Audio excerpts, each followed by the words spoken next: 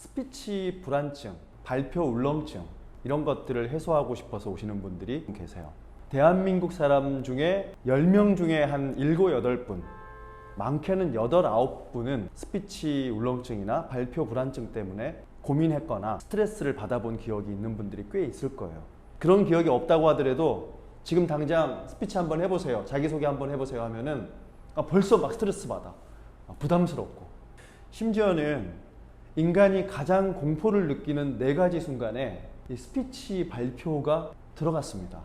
첫 번째가 내 키보다 높은 물속에 있을 때, 두 번째가 앞을 가늠할 수 없는 어둠에 있을 때, 세 번째가 감당할 수 없는 높이에 있을 때, 그리고 네 번째가 나와서 한 말씀 하시죠 라는 얘기를 들었을 때, 이 공포지수가, 뇌가 느끼는 그 공포의 지수가 비슷하다는 거예요. 근데 다시 한번 거슬러 올라가 보니까 그럼 방금 전에 그 공포를 느끼는 4가지 순간은 어떤 공통점이 있는지 봤더니 바로 막연함이라는 공통점이 있다는 거예요. 즉 스피치 발표도 마찬가지고 인간이 공포를 느끼고 긴장하고 스트레스를 받을 때는 언제냐면 막연할 때. 막연하다는 것은 무엇이냐? 내가 분명히 해야 하고 행해야 함에도 불구하고 알 수 없을 때, 알 수 없음으로 불안할 때, 그럴 때 우리는 막연해 이러잖아요. 벌써 표정 보세요. 막연해 이러지. 막연하다 이렇게 안 하잖아요. 즉 스피치 불안증이나 발표 울렁증도 해소할 수 있는 키포인트 첫 번째는 그 막연함을 해소하는 거겠죠. 스피치 불안증은 크게는요, 현실적인 부분을 해소하는 것과 심리적이고 정신적인 부분을 해소하는 것 2가지가 있는데요.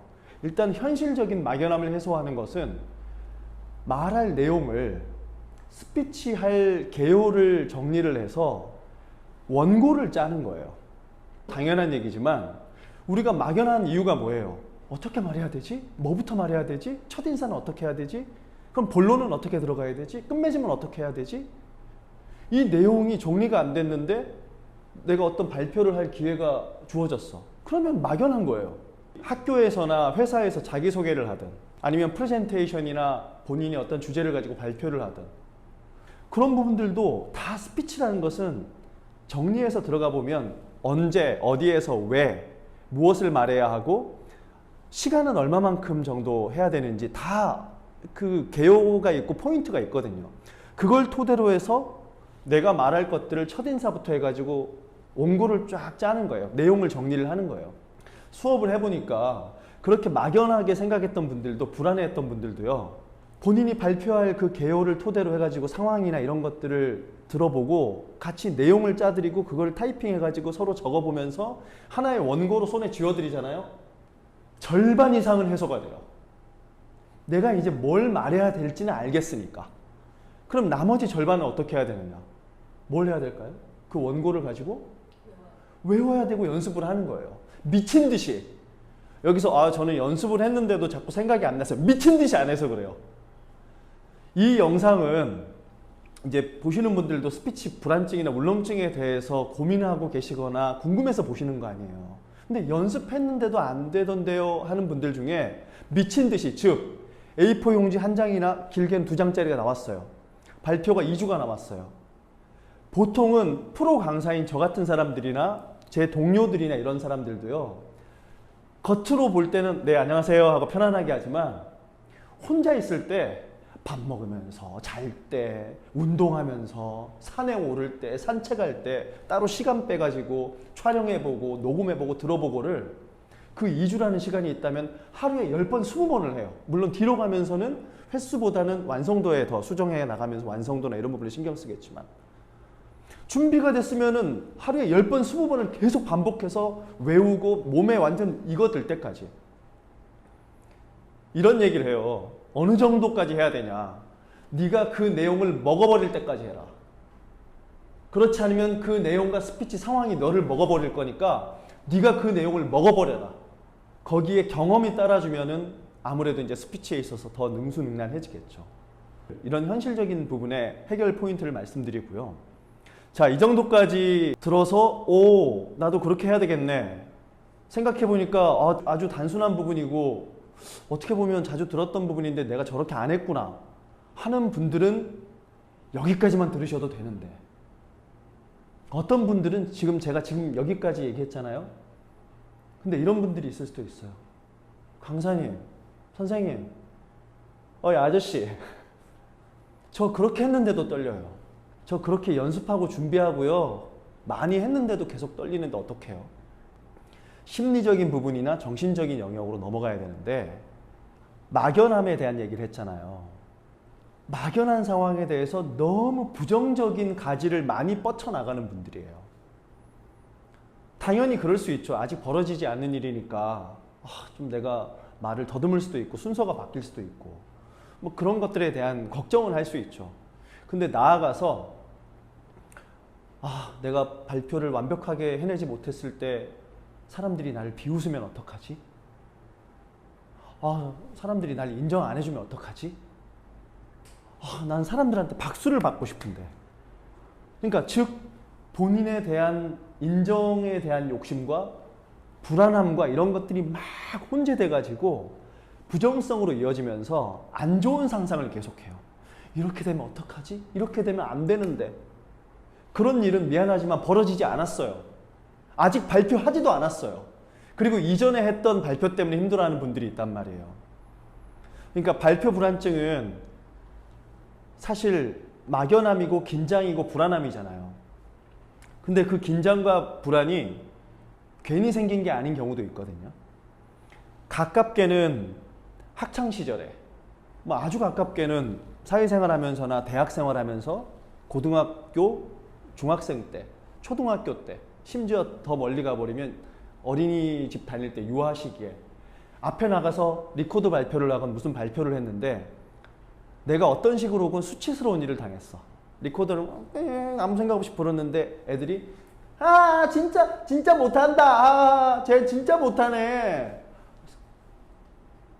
이러고 있는데 선생님이라도 그럴 때 옆에서 괜찮아 잘했어 하면 되는데 너 연습 안 했니? 친구들이 다 보는 데서 너 연습도 안 하고 이게 뭐니? 친구들도 약 올리는데 선생님까지 나를 케어 안 해줘. 그런 기억이 있으면 애가 자아가 완전히 얼어붙어 버리겠죠.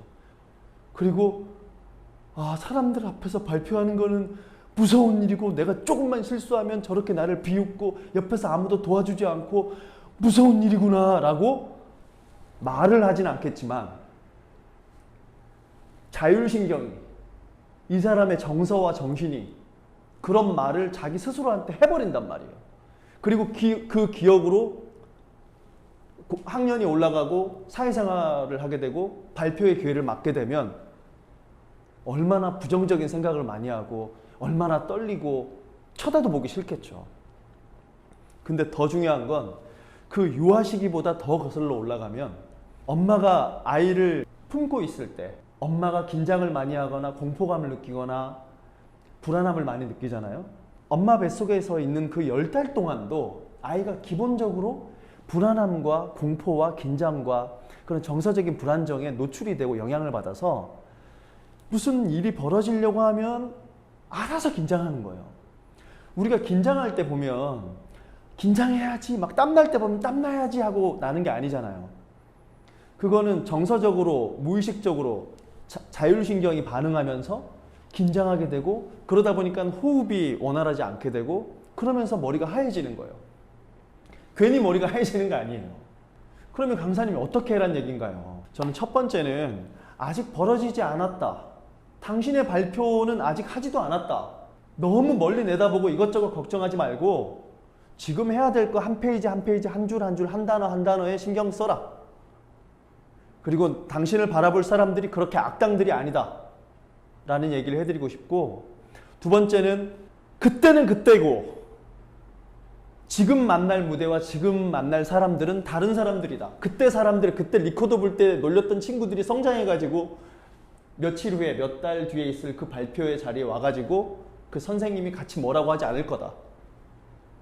그리고 당신은 그때 당시에 나도 모르게 연습을 안 했거나 좀 긴장했거나 그래서 떨어서 친구들이 놀렸을 수도 있지만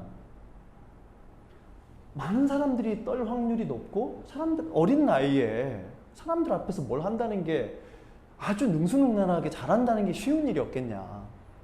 당신이 잘못한 건 별로 없다. 그러니까 지금 현재에 놓인 그 발표에 한 줄 한 줄 그 내용에 집중하자. 그렇게 하려고 노력해보자. 그리고 저는 수업 때 스피치 불안증이나 발표 울렁증 때문에 힘들어하는 분들하고 하는 게 뭐냐면요. 선생님 지금부터는요. 스피치라는 말 잊어버리고 수업에 오십시오. 오히려 역설적으로 스피치라는 말 자체가 스피치 수업을 받아야 되기 때문에 그 단어를 계속 써야 하고 선생님도 관심이 많겠지만 긴장하지 않고 부담스러워하지 않으려면 스피치라는 말을 잊어버려야 됩니다. 그냥 이야기하러 오십시오. 내 생각을 그냥 공유하러 온다. 그냥 이야기 나누러 온다. 그냥 편안하게. 왜냐하면 자꾸 평가받으면요. 겉으로 봤을 땐 수업인 것 같지만 이 사람한테는 계속 푸시하는 거예요. 자기를 자꾸 힘들게 하는 거예요. 그러니까 내 얘기를 그냥 편안하게 나누러 온다라고 생각하고 2주, 3주 동안, 길게는 2달, 3달 동안도 평가를 안 해요. 동의를 먼저 구하고. 그러다 보면 재밌어져요. 앞에 막 나가고 싶어지고. 그러니까 스피치를 오히려 잊어야 될 때도 있는 거예요. 스피치란 말도 누군가가 만든 말이란 말이에요. 그 말 안에 갇혀가지고 자꾸 그 안에서 뭘 해보려고 하면 더 답이 안 나올 때가 있으니까 그냥 좋네요. 저 오늘 좀 버벅거리지 않았어요? 버벅거려서 좋네요. 자연스럽고. 선생님 오늘 제가 주제가 좀 약간 앞뒤가 좀 맞지 않았던 것 같아요. 신선한데요? 선생님 제가 오늘 자세가 조금 그렇지 않았나요? 자연스럽고 프리해 보이고 좋던데요? 어떤 사람들은 그래도 수업 받으러 갔는데 그렇게만 얘기해주면 좀 그렇잖아요. 그런 분들은 계속해서 스피치 울렁증 극복 못해요. 자기가 자기를 자꾸 힘들게 해가지고. 그리고 끝으로 얘기하고 싶은 건 예를 들어서 교회에서 설교하시는 목사님들이 그분들도 스피치 수업이나 당연히 관심을 가진 분들이 계셨겠지만 그분들이 처음에 설교를 하시거나 사람들 앞에서 뭔가 이야기를 할 때 스피치 수업을 받고 아나운서 수업을 받고 그 앞에 서는 걸까요? 내 소신과 내 핵심을 잘 전달하고 싶으면 내가 하고자 하는 말에 대해서 가치를 느끼십시오. 가치라는 말은 영어로 value잖아요.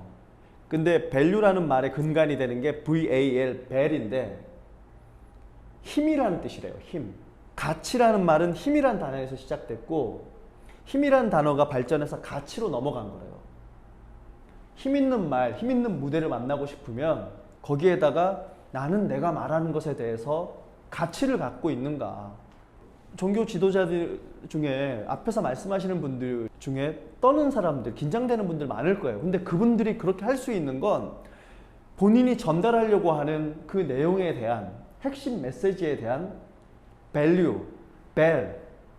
가치와 나누고 싶어하는 이 말은 꼭 전해서 선한 영향력을 주고 싶어하는 그 마음에서부터 출발하기 때문에 떨림을 넘어서 버리실 거라고요. 근데 그것이 없으면 사람들 눈치를 더 보게 되겠죠. 왜냐? 내가 생각해도 내가 말한 내용에 대해서 별로 가치를 못 느끼는데 얼마나 눈치가 보이겠어요. 일부 뻔뻔한 분들 빼고는. 그래서 어느 날 뚝딱 되는 경우도 있지만 상당히 시간이 필요한 경우도 있죠. 오늘 말씀드렸던 내용들을 차근차근 돌아보면서 그렇게 순차적으로 나에게 맞게 분석하고 접근해 가면서 더 당당하고 자연스러운 나다운 스피치 무대를 만났으면 좋겠습니다.